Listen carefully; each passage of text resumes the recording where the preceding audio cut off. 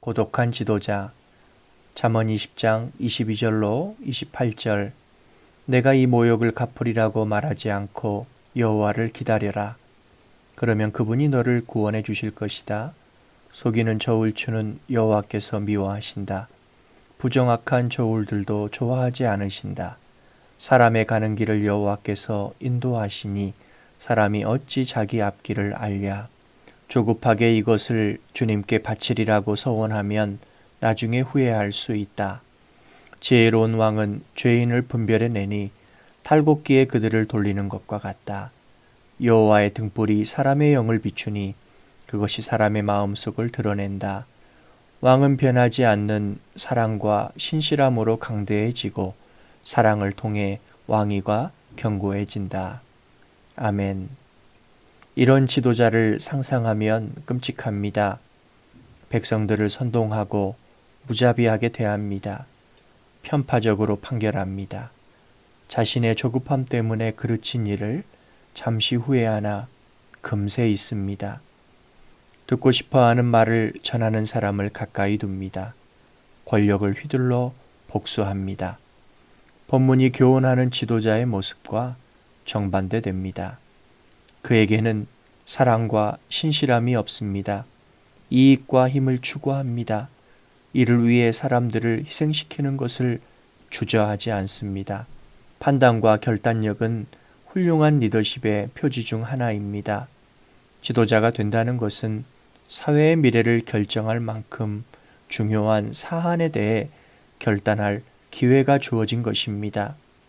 26절. 지혜로운 왕은 죄인을 분별해내니 탈곡기에 그들을 돌리는 것과 같다. 탈곡기는 날카로운 쇠의 날이 박혀 밀의 결을 벗겨내는 도구입니다. 지혜로운 왕은 나라를 발전시키거나 해롭게 하는 것을 분별하여 해로운 것은 제거하는 결단을 해야 하는 사람으로 이를 위해 권력이 주어진 것입니다. 지도자가 우유부단하거나 권력을 달리 사용하는 이유는 대부분 두려움 때문입니다. 리더십 전문가인 조성희 목사는 그의 책 보스의 옷을 벗고 리더의 눈물로 서라 에서 인류 역사상 가장 뛰어난 탐험가로 어니스트 세클턴을 꼽았습니다. 남극을 정복했기 때문이 아니라 공동체를 생각하는 지도자로 타인에게 큰 영향을 주었기 때문입니다. 20세기 초 세클턴이 이끄는 27명의 탐험대는 세계 최초로 남극 횡단에 나섰습니다. 하지만 배가 남극의 얼어붙은 바다에 갇히면서 침몰하게 되어 대원들은 남극 바다의 빙하 위에서 포류하게 되었습니다.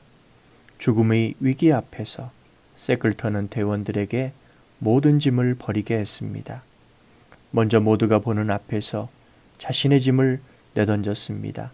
금화와 시계와 은 브러쉬 등 자신이 소중하게 간직했던 모든 것을 버렸습니다. 공동체를 이끌기 위해 자신이 먼저 희생하는 모범을 보인 것입니다. 두려움은 자신감을 갉아먹고 현상 뒤에 숨도록 합니다. 자신의 역할과 희생에 대해서는 침묵하고 타인의 희생을 강요합니다.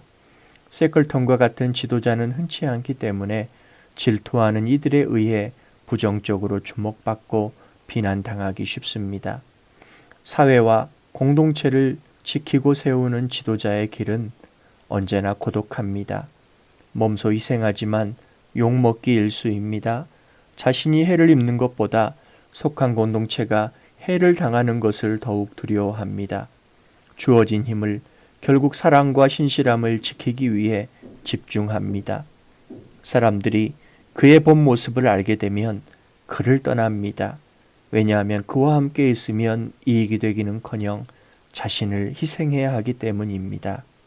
예수님 닮은 고독한 지도자로 성장하기 원합니다.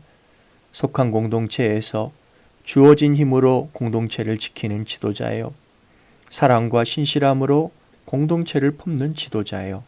진실의 힘을 아는 지도자로 섬기고 희생하게 하옵소서. 오늘도 조급하지 않게 제자의 길을 걷기 원하오니 말씀의 등불로 비추어 주옵소서. 예수님의 이름으로 기도드립니다. 아멘.